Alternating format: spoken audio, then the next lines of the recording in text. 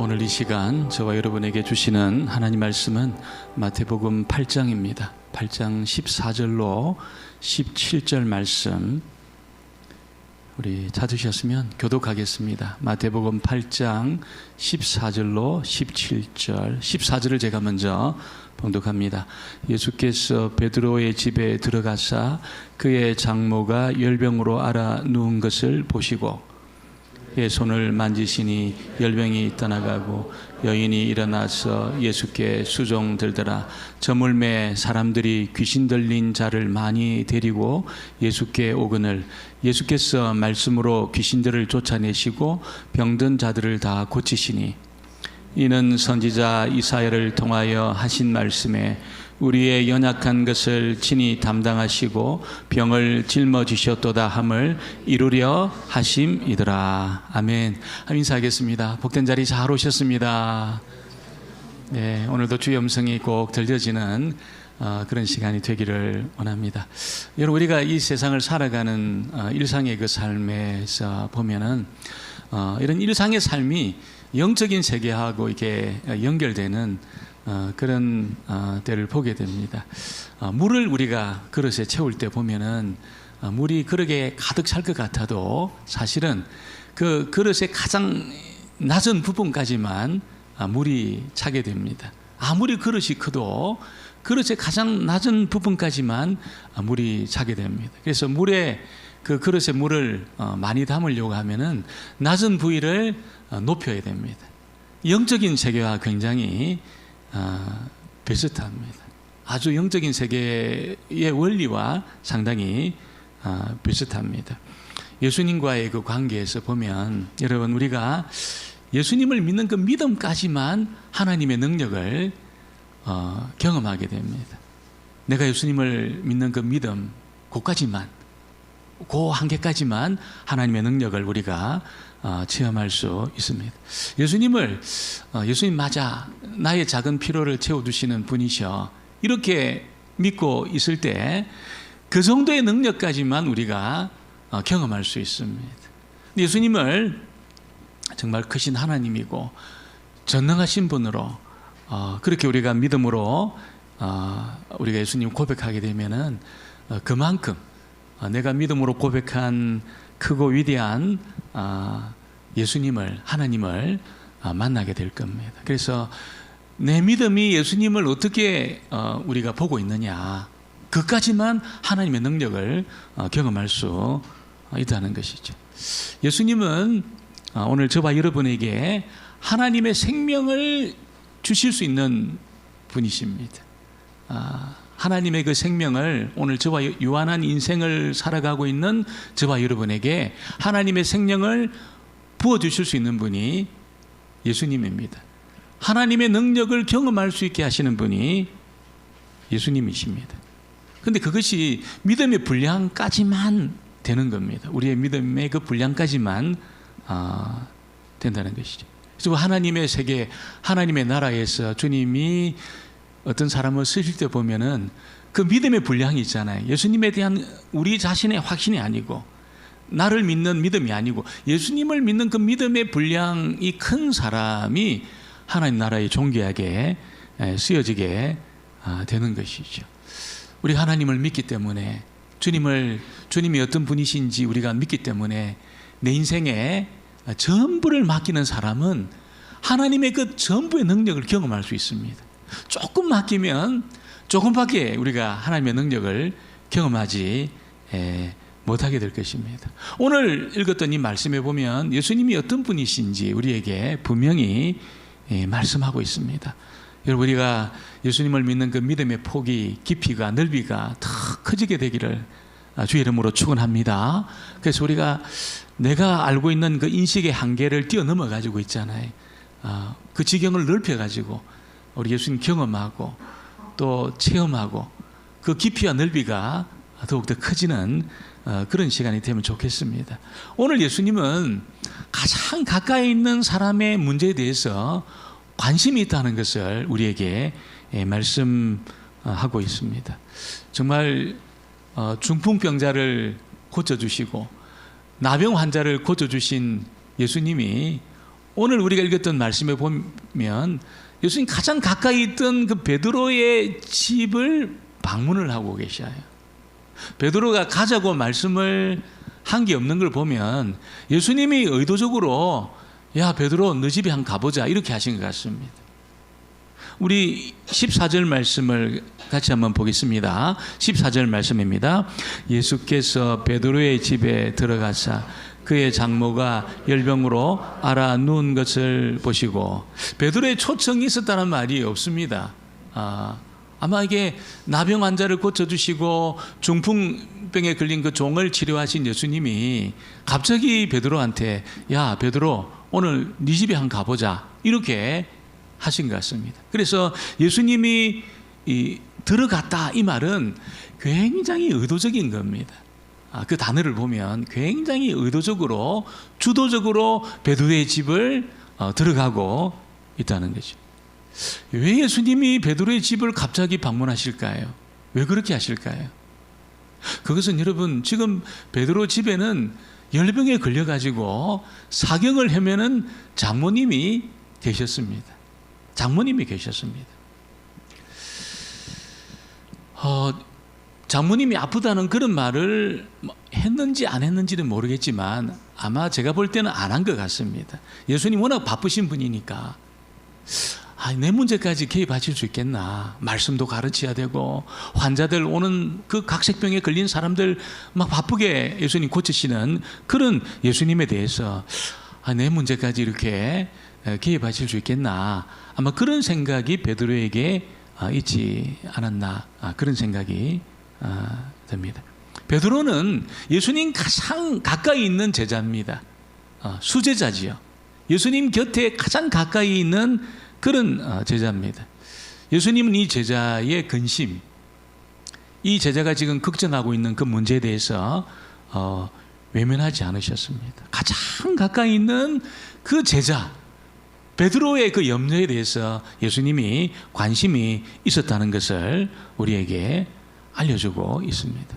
여러분, 우리가 예수님의 그 이야기, 예수님을 따르는 사람들에 대해서 예수님이 지금은 등장하지 않지만 나중에 무슨 말씀하시냐면 아버지나 어머니를 나보다 더 사랑하는 자는 내게 합당하지 않다, 이런 말씀하셨습니다. 아들이나 딸을 나보다 더 사랑하는 자도 내게 합당하지 않다, 이런 말씀을 하셔요.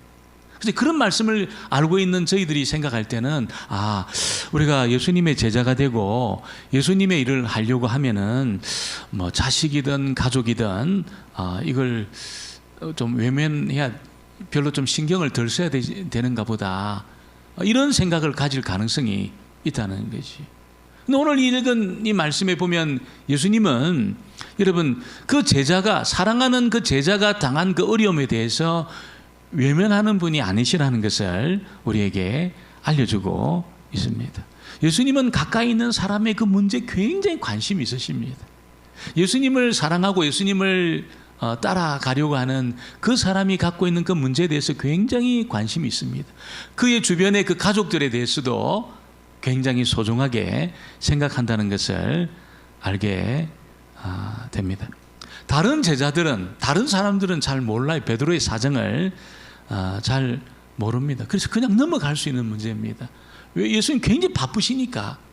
말씀을 가르치고 지금 환자들을 치료하는 그 일에 굉장히 예수님 바쁘시니까 무슨 제자들의 개인적인 그 문제에 대해서 그렇게 다른 제자들도 별로 관심이 없는 그때에 예수님은 신경을 쓰셨습니다.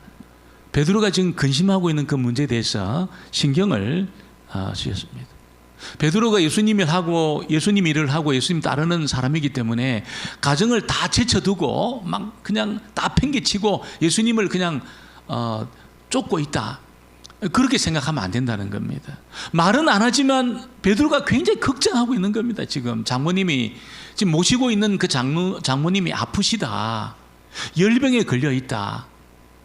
그냥 이때 열병은 열이 난다는 정도가 아니거든요. 이게 장티푸스 같은 겁니다. 장티푸스 같은 겁니다.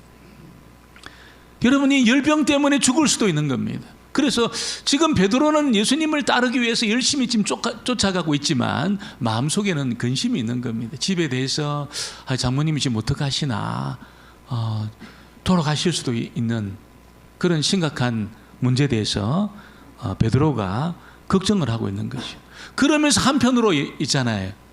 아니 그 중풍병자도 고쳐내시고 문둥병자도 치료하신 예수님이 우리 집에 한번 가시면 장모님 아프신 것도 얼마든지 고쳐내실 수 있을 텐데 아마 그런 기대감도 있지 않았겠습니까?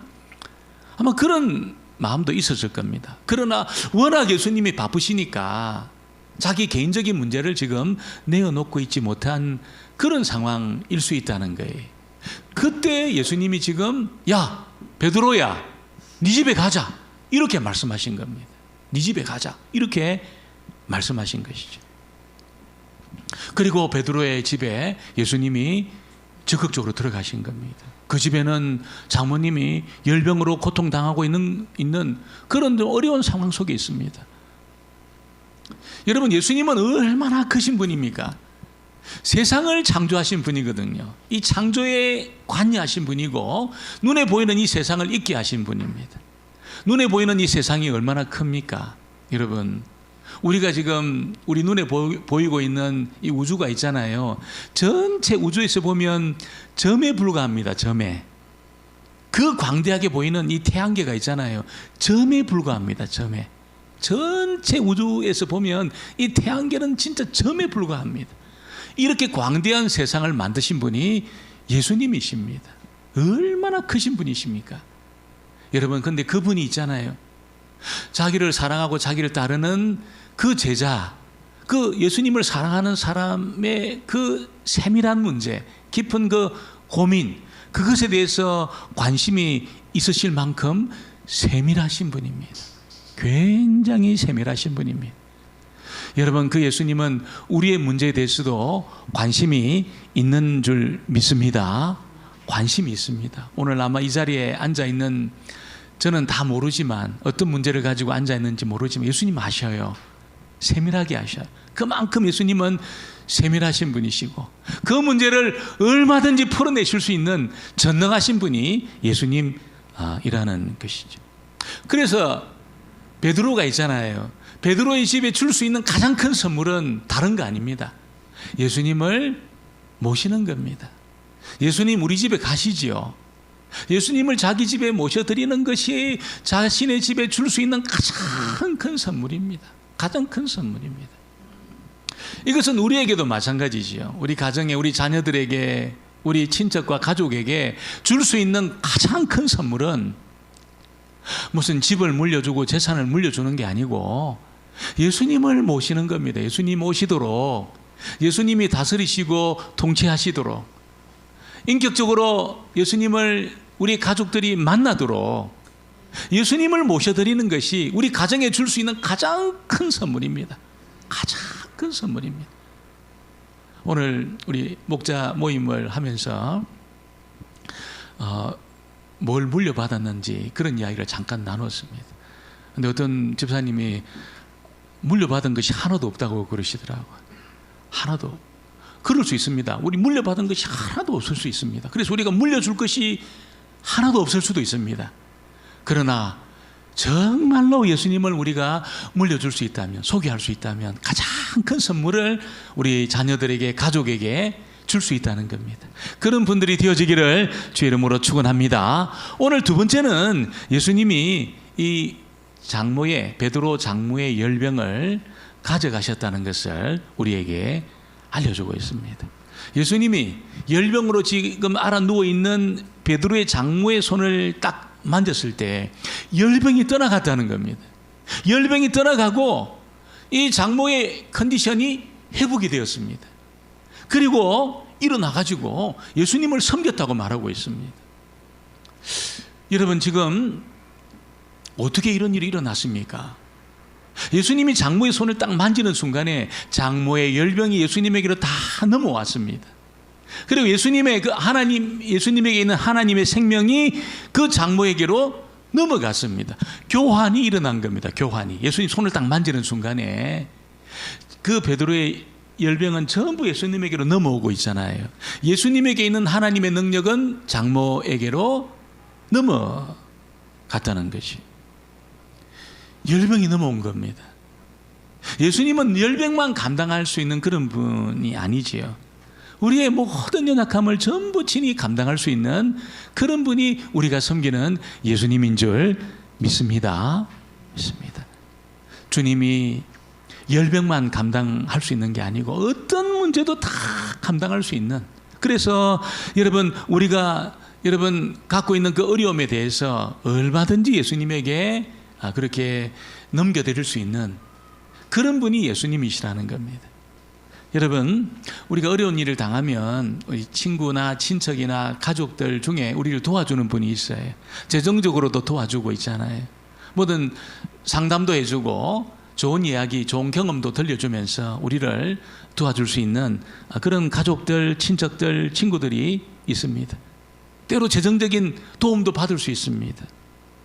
그런데 그런 사람의 도움은 한계가 있습니다. 한계가. 어느 정도까지밖에 못합니다.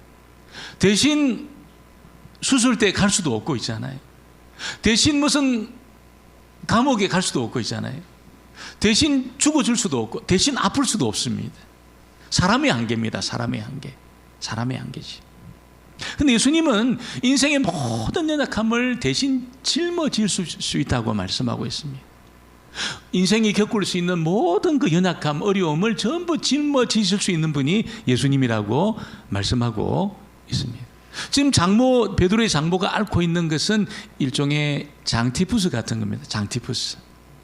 지금이야 약이 좋아가지고 그런 거 금방 낫게 할 수 있습니다. 장티푸스 정도는 정복된 병 아닙니까? 정복된 병. 워낙 좋은 약들이 많기 때문에. 근데 이 시대는 장티푸스 같은 거 걸리면 열병으로 앓다가 목숨까지 잃을 수 있는 그런 심각한 병이 이 열병입니다. 열병. 우리가 아이들 키울 때 보면은 부모들이 제일 심각하게 생각하는 게 뭡니까? 애가 열이 날 때이잖아요. 심각하게 생각합니다. 그래서 옷을 벗겨가지고 이 찬물로 이렇게 막 그냥 열을 내리는 그걸 합니다. 왜냐하면 열이 났음에도 불구하고 그냥 나중에 모르고 지나가면 이 청력을 잃습니다. 청력. 어떤 시력을 잃습니다. 이게. 그래서 부모들이 그걸 아는 부모들은 애가 열을 날 때 굉장히 신경을 많이 씁니다. 여러분, 예수님은 이 베드로의 장모의 열을 내리기 위해서 어떤 조치도 취하지 않았습니다. 무슨 이렇게 물을 가지고 몸을 닦아준다든지 무슨 이렇게 해열제를 먹인다든지 어떤 조치도 취하지 않았습니다. 그냥 그녀의 손을 잡았습니다. 그런데 열병이 떠나간 겁니다. 15절에 보니까 그의 손을 만지시니 열병이 떠나가고 여인이 일어나 예수께 수종들더라. 예수님의 손을 잡은 이 장모는 열을 이겨냈습니다. 열을 이겨내고 일어나가지고 있잖아요. 근데 예수님을 섬길 만큼의 힘을 얻게 되었다는 것이에요. 보통은 여러분 이렇게 금방 일어날 수가 없어요. 고열로 고통 중에 있던 사람이 열이 내렸다고 해서 금방 일어나가지고 무슨 일을 할 수 있는, 부엌에 들어가서 무슨 일을 할 수 있는 그런 컨디션이 아닙니다. 그런 컨디션이 아니라는 거지. 어떻게 해서 이 베드로의 장모는 열이 내리자마자 일어나가지고 예수님을 섬길 만큼의 힘을 얻게 되었을까요? 그 이유를 마태가 설명을 합니다. 이사야의 글을 인용해서 설명을 합니다. 17절을 우리 다시 한번 볼까요? 17절 말씀입니다. 같이 읽겠습니다. 이는 선지자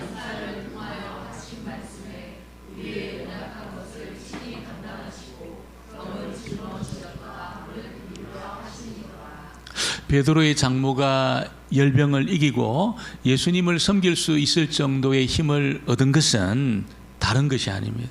예수님이 이 여인의 연약함을 전부 담당하시고 여러분 그의 병을 짊어지셨기 때문에 다 짊어지셨습니다. 전부 예수님에게로 열병이 다 넘어왔습니다. 전부 넘어오고 여러분 예수님에게 있는 하나님의 생명은 그 여인에게로 넘어갔기 때문에 금방 일어나가지고 예수님을 섬길 수 있을 정도의 힘을 얻게 되었다는 것이죠. 아무리 사랑하는 사람이 있다 해도 대신 아파줄 수가 없어요. 대신 아파줄 수가 없어요. 대신 그 연약함을 감당할 수가 없어요. 오로지 그 사람의 몫이 될 수밖에 없습니다. 예수님은 여러분 우리의 모든 연약함을 전부 짊어지시고 있잖아요. 우리에게 하나님의 생명을 주실 수 있는 그런 분이라는 것을 우리에게 알려주고 있습니다. 그래서 이 여인이 열병에서 낫자마자 금방 예수님을 섬길 수 있도록 힘까지 얻게 되었다는 것을 알려주고 있습니다. 예수님에게는 있잖아요, 어마어마한 하나님의 생명이, 하나님의 능력이, 하나님의 힘이 있습니다. 그래서 누구든지 예수님 나를 좀 만져주셔요, 예수님 좀 내 인생을 좀 터치해 주세요 하면서 예수님에게 손을 내미는 순간이 있잖아요. 내 안에 있던 모든 연약함은 전부 예수님에게로 넘어가고 있잖아요. 예수님에게 있는 그 생명, 하나님의 생명과 힘과 능력은 전부 나에게로 넘어오는 것입니다. 우리 성도들이 이것을 경험하고 있잖아요. 이것을 경험하면 내 안에 있는 모든 연약함은 전부 넘어가고, 내 안에 있는 허물과 죄는 전부 넘어가고, 하나님의 생명은 전부 나에게로 넘어오는 이 은혜를 한번 딱 경험하면 인생의 지평이 달라지게 되어 있습니다. 딱 달라지게 되어 있습니다. 사람은 있잖아요, 먹어가지고 만들어낸 힘만으로 행복해질 수가 없어요.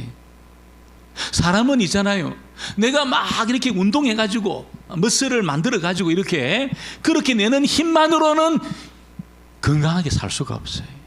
안 됩니다.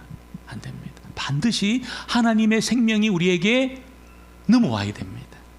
하나님의 은혜가 반드시 나에게 넘어와야 됩니다. 넘어와야 돼요.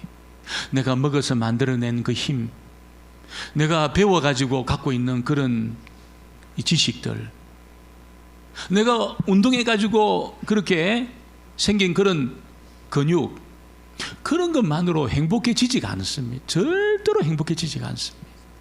하나님의 생명이 넘어와야 됩니다. 하나님의 은혜가 넘어와야 됩니다. 여러분, 우리가 이것을 딱 맛보는 순간에 있잖아요, 인생의 지평이 달라집니다. 삶의 질이 달라집니다. 완전히 차원이 달라집니다. 여러분, 그냥 아이고 목사님, 내가 이 정도면, 이 정도 실력이면 얼마든지 내 인생을 경량할 수 있습니다. 여러분, 우물한 개구리입니다. 우물한 개구리. 우물에서 본 하늘이 다라고 생각하는 거지. 다라고 생각. 이게 하늘이다. 우물한 개구리입니다. 여러분, 손을 내밀어 가지고 있잖아요. 주님, 내 인생을 좀 잡아주세요.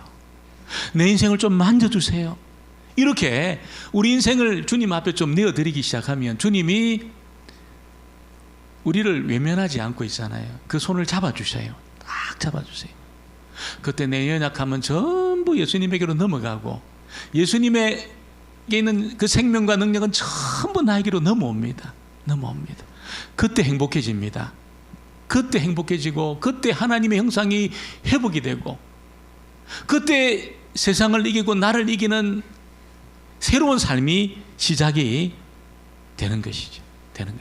오늘 저와 여러분이 꼭 주님에게 손을 내미시기를 주의 이름으로 축원합니다. 꼭 내미시고 주님, 날 좀 만져달라고 이 고백하셔야 됩니다. 예수님도 너무나 여러분 이게 겸손하시기 때문에 강압적으로 하지 않으셔요. 강압적으로 예수님 좀 내 인생을 만져달라고, 그렇게 내가 내 주님 앞에 내가 나갈 때 주님 그 손을 만지시고, 연약함은 전부 넘어가고, 예수님의 생명과 능력은 전부 나에게 넘어오는 그런 체험이 있게 되는 것입니다. 이런 일이 꼭 있었어. 홍콩 땅에서 꼭 이것을 경험했어. 여러분, 지평이 달라진 그런 복된 삶을 살게 되기를 주의 이름으로 축원합니다. 오늘 세 번째는 예수님이 귀신도 쫓아내었다, 그렇게 말씀하고 있습니다. 베드로의 장모의 열병이 고쳐지는 것을 보고 있잖아요. 사람들이 충격을 받았습니다. 그래서 너나 할 거 없이 있잖아요, 그 사람들을 막 데리고 왔는데 그 데려온 사람들이 대부분 있잖아요, 귀신 들린 자였다는 겁니다. 귀신 들린 자. 이 귀신 들린 자를 많이 데려오고 또 귀신 들리고 병든 자를 많이 데려왔다는 거예요. 16절을 볼까요? 16절 말씀을 보겠습니다. 저물매 사람들이 귀신 들린 자를 많이 데리고 예수께 오거늘 예수께서 말씀으로 귀신들을 쫓아내시고 병든 자들을 다 고치시니. 여러분, 여기서 귀신 들렸다는 것은 자신이 자기를 통제하지 못하는 상태에 있다는 겁니다. 보통은 다 우리가 우리 자신을 통제하잖아요. 감정도 좀 통제하고 우리 시간도 좀 이렇게 통제하면서 인생을 좀 우리가 통제할 수 있습니다. 그러나 귀신 들린 이 사람들은 자기가 자기 자신을 통제를 못하는 겁니다. 정신이 지금 온전하지를 못한다는 것입니다. 미친 거지요. 미쳐 있는 겁니다. 미쳐 있는 겁니다. 육체의 질병도 불쌍하지만 여러분, 가장 비참하고 불쌍한 병이 정신적인 문제가 있는 사람, 정신적으로 문제가 있는, 이게 통제가 안 되고 나를 컨트롤할 수 없는 그런 상태에 있는 사람이 가장 불쌍하고 가장 비참합니다. 여러분이 정신 이상에 딱 빠져들면 내가 누군지를 몰라요. 내가 얼마나 이것이 비참합니까? 내가 누군지를 몰라요. 여러분, 우리가 두려워하는 것 중에 하나가 뭡니까? 치매에 걸리면 내가 누군지를 몰라요. 내가 누군지를 몰라요. 나를 몰라요. 자녀도 못 알아보고 가족도 못 알아보고 얼마나 이게 불쌍한 겁니까? 근데 여러분, 귀신 들린 이 사람도 있잖아요. 자기가 누군지를 몰라요. 자기 누군지를 몰라요. 가족도 못 알아보고 자기 몸이 귀한 줄도 모르고 자기 몸을 상해하는 겁니다. 막 자기 몸을 막 해치는 것이. 집에 있지를 못하고 뛰쳐나갑니다. 이런 상태에 빠지면 자기 혼자만 고통당하는 게 아니고 가족 전체가 고통을 겪습니다. 정신적으로 문제가 생기면 가족 전체가 불행해지는 그런 일을 겪는다는 것이죠.